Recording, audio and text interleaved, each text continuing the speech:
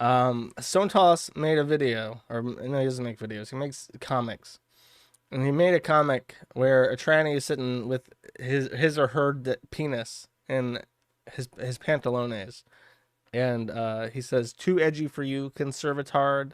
And then the conservatard fires back, "Oh look, Dave Chappelle." To which the tranny replies by tearing the poster apart because he is the one who is triggered in actuality. This is probably the weakest comic from Sontos. Now that I read it aloud, it sounds pretty fucking gay. Um, the interesting thing is here, down here. Wait, where's the Among Us? Where is it? Okay, I'm looking in the first one. We don't see any Among Us. You have to tell me where the Among Us is. I'm not gonna listen to the Baked Alaska thing, because it may be illegal to listen to it on stream. It's in the eyes. I don't see it. Oh, that's stupid. He usually hides it in there. There is no Among. Oh, fuck that! I wasted my time then. Anyways, Jalen replies, and Jalen is apparently like a Minecraft YouTuber.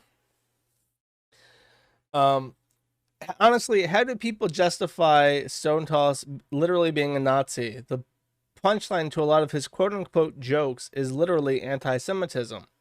To which Polish Twitter, soon at SDCC at Polish Hours, says, "Girl, don't you make jokes about gassing Jews too?" To which Jalen replies, "That's just being edgy, but this is literally an anti-Semitic dog whistle." To which other people reply with Discord clips of Jalen, a transgender Minecraft YouTuber, to remind you, saying the N-word many times. In fact, I don't know about this. When I see the N-word 6 times in a row like this in a single chat room, you just know that there's some nasty shit going on in that chat. That's extremely triggering. And then he says, "Get blocked, faggot."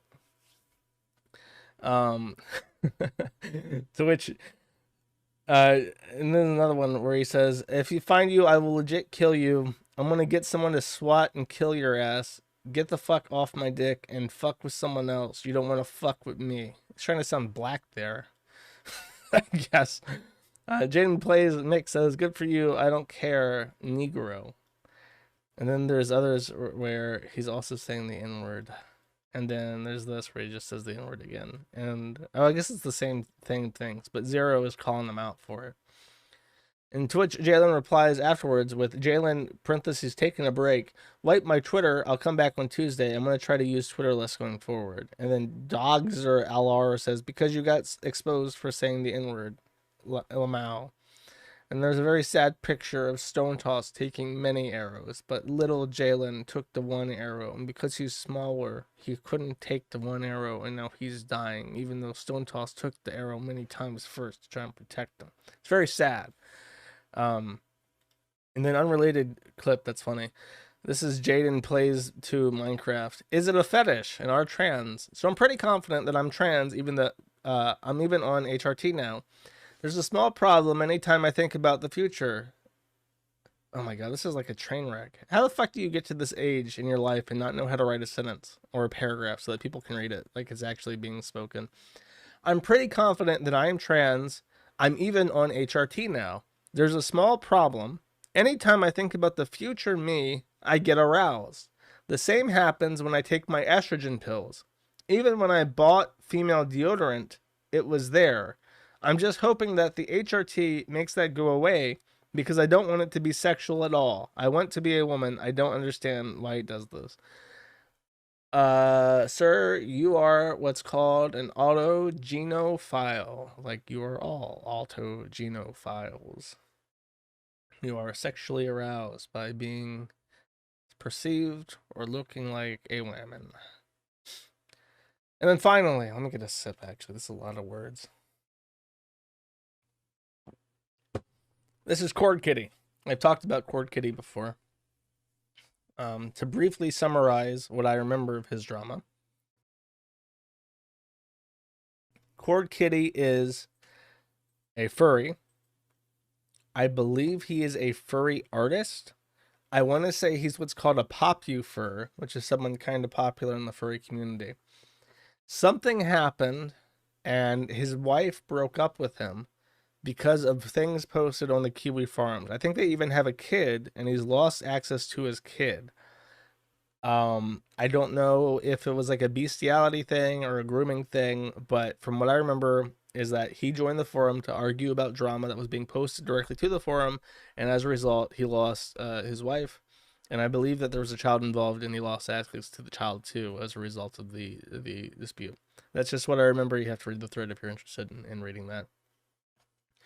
Prem Rose joins the forum and says, "Hi. So I saw a post that Cord/Gabriel made on his Facebook page, and people in the comments mentioning Kiwi Farms, and felt I should add my experiences with him here, especially when I saw that there was another case of him speaking to a teen childhood sexual assault survivor. When I was born in 1992, and I was started speaking to Cord on MSN Messenger when I was between the ages of 13 and 16. He was born in 1986, making him between 19 and 22 at the time. Unfortunately, what exact age I spoke to him is lost in time. I tried to find confirmation. I mean, can you not do fucking math? Between the ages of exactly what age I spoke to him is lost to time. So there's like a 3-year gap where she doesn't know what age that she spoke to him. Okay. I tried to find confirmation when I first made contact, but most of my old MSN contacts are gone now, and I can't recover them. The earliest I could find is a Facebook friend request from his old Facebook profile sent to me in 2010 when I was 17. The only reason I know for certain it was between the ages I said is because I spoke to him in school and I dropped out at 16. I am a childhood sexual abuse survivor. At the age of 13, I was actively being abused, but obviously the scars from that lasted throughout my teenage years. From what I remember of my conversations with Cord, he put pressure on me to have sexual conversations with him. I believe that we sexually role-played once. It is more likely that I had sexual conversations with him between 13 and 15, but I can't be sure. We had conversation on Facebook Messenger in 2011 where he tried to get me to move in with him. At some point, he deleted that Facebook profile and made a new one in 2016. Once I added him as a Facebook friend, he sent me 9 messages, 2 voice notes, and a load of waves and 2 messages that I didn't respond to that stretched from December 2016 to January 2018 when I decided to block him. I have logs for all the Facebook stuff and be willing to send to an admin here so they can confirm it. Well, they should have sent it to me. I didn't get that. Court Kitty replies to these allegations on the forum. Big, exciting drama. Hey, I'm only responding to this post because this anonymous liar number 63,762 caused me to get kicked out of the SJSU furry chat. This was a chat room which let me participate in local picnics, which I enjoyed moderately. Okay, I got kicked out of a furry picnic group, which I only kind of enjoyed. This really escalates the stakes of this conversation. I feel like this reply is warranted now. I'd eat lots of junk food and talk to other current and past students of SJSU. It was a good experience. So let's assume you were born in June 1992 when you were 16 years old.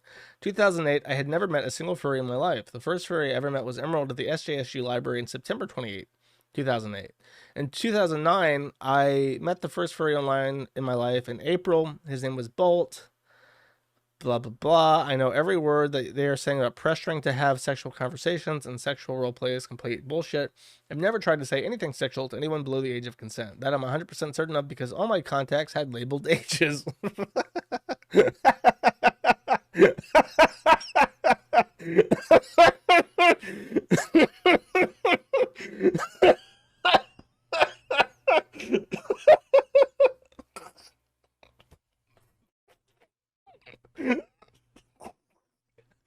Ashley 12, Megan 13, Jessica 15 in the do not make it obvious I want to bang folder, and then Lindsay 18. Okay, he's got it all figured out. He's got a fucking Dewey Decimal labeling system in his MSN contacts, so he knows exactly how explicit to be with each of his female friends. Okay. Also, I'm 100% certain you can recover all Facebook conversations easily. You just need to look up chat log keywords, and any deleted accounts can still have searchable logs. It's easy. So you said definitively, I had sexual conversations and role plays with you in 2005, many years before I met the first furry I ever met. And even though it's all bullshit, now I can't go to a picnic anymore because their organizer is so easily swayed by proofless, anonymously made lies. And you might say, well, show us the receipts, Cord. Prove that these conversations didn't happen, because obviously that's how your logic works. You think it is impossible for me to prove a negative. I just want to say, Joshua Moon, you are a genius. Thank you. You have created an empire where you can say the LGBTQ plus community doesn't deserve any say in society, but still have them do your will in the bullying of people who have made more moral choices than you. You have the far left wing suckling at the tit of the alt-right, and you figured out how to do this all by yourself. That's completely genius. I don't want anyone to think I have a personal problem with Kiwi Farms or Joshua Moon. All it is a simple website that successfully found a loophole in defamation law where unservable parties are essentially permanently unaccountable for any tort. A simple website whose sole purpose is the death of the victims through mass cyberbullying campaigns. A place where someone can try to cause an innocent person's death, endanger their children, and then the next hour put on their McDonald's hat like nothing happened. A place where someone can try to cause an innocent person's death, endanger their children, and then the next hour put on their McDonald's hat like nothing happened. What the fuck is a McDonald's hat? Oh, like a visor at a fast food restaurant. Okay, so he's saying you go to your work, but your work is at McDonald's, so you wear a visor. Okay, sorry, that was a genius insult that just went right over my stupid McDonald's manager head. You've led this new generation into the idea of, quote, well, you can escape consequences if you're completely anonymous, and made it fashionable, attractive, desirable. You've led this new generation into a world of call-outs where defamation is perfectly justified if it can result in a mass trolling campaign against communities you deem undesirable. Kiwi Farms has helped train this new generation to be more like it and succeeded spectacularly. Even though it's pure evil, it's also brilliant. I need to say I did learn one thing from Kiwi Farms. Joshua Moon is a sick, evil degenerate himself. Yet he has proven to be morally superior to a significant percentage of the furry fandom. And that's a spectacular discovery to me. How can someone be so evil, a psychopath, and a complete degenerate far-right racist, yet truly hailed as a god of dependable guidance to so many in the furry fandom? It says everything I need to know about the moral foundation of the newest generation of the furry fandom. I just want to say, like, I did not write this. I am not Primrose. I don't know who the fuck Primrose is. I've never read this post until I read it for my stream, and I only read it because someone said that would be funny. In fact, Wheezy Asthmatic here told me that it would be funny to read this and then the reply to it.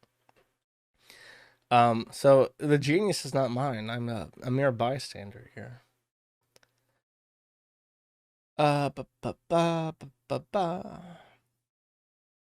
Never mind that I volunteered at hospitals, brought smiles to the faces of Syrian refugees, wrote a musical about the wonder of accepting yourself, founded the first ever online dance competition for why is this a bragging right? Hosted numerous educational panels, created YouTube channels that have boosted 5.5 million collective views, helped represent the fandom in numerous podcasts, newspapers, interviews, and news channel, and more to furries. Joshua Moon, the man who threatened to rape women, who was accused of normalizing pedophilia by the news website, who called Obama the nigger-in-chief, who said homosexuals and trans people deserve no say in society, and who ignored my request to take down the docs of my son who is less than a year old. To the furry fandom, I am bad. Joshua Moon, good. To the furry fandom, I am dumb. Joshua Moon is smart. To Brenda Banks, I am a desperate monster, and Joshua Moon is the trustworthy, neighborly watchman and owner of the site everyone needs to go to weed out the undesirable. Okay, sir. Number one, the news is bullshit. Keffels. I'm gonna talk about Keffels in a bit, but Keffels went through all the bullshit from like the Kreischer stuff, and I forgot just how much they lied about me, and it's really disgusting. And they felt like.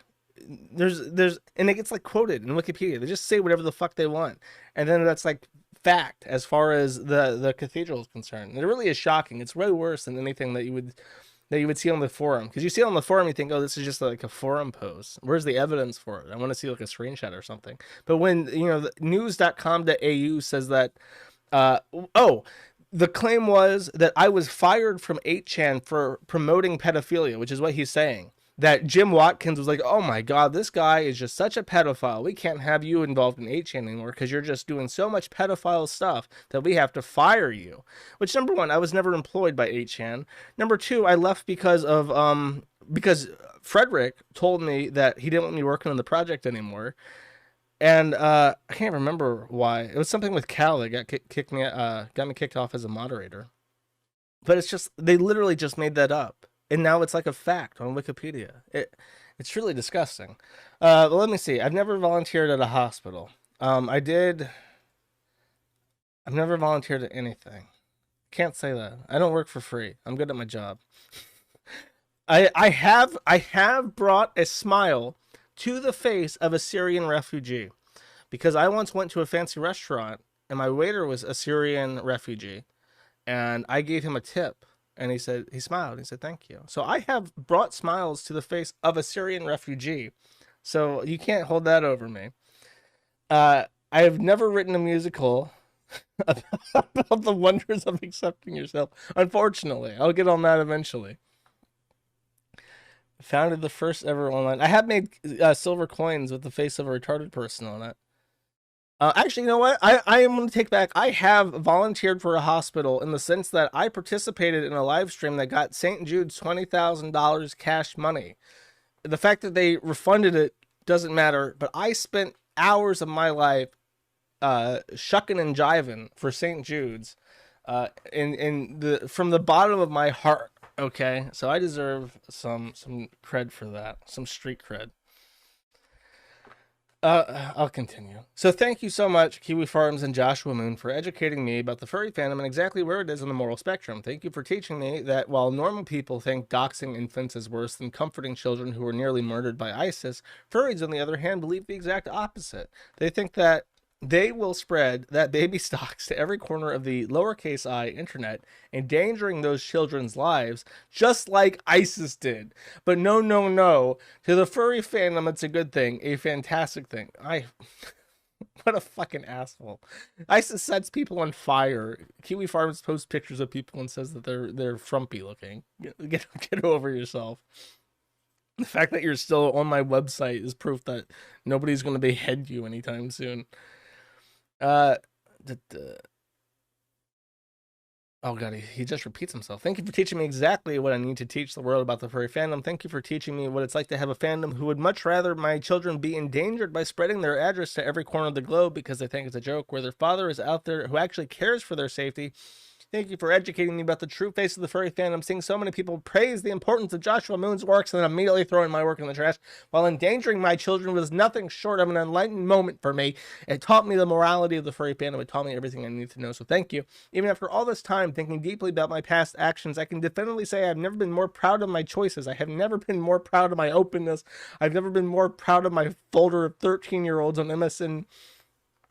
I've never been more proud of myself. And now more than ever, I feel amazing. I feel good about myself. And I feel like this website has helped shave off the dumbest of the dumb off my contact list. And the furry fandom is some of the most dumbest, degenerate, hedonistic heathens in the Western world.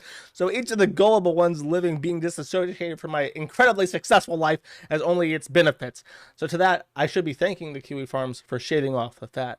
I am perfect just the way I am. My birthday is tomorrow. I'm going to have a perfectly awesome time. And I literally could not be happier. Later, inferiors, greatest father in the furry fandom, Kitty Cord, signing out. P.S. Take my children's address off your website. And furries who have spread it, fuck all of you. You're not hurting me or endangering their lives. Please think about their safety, even though Joshua Moon never will.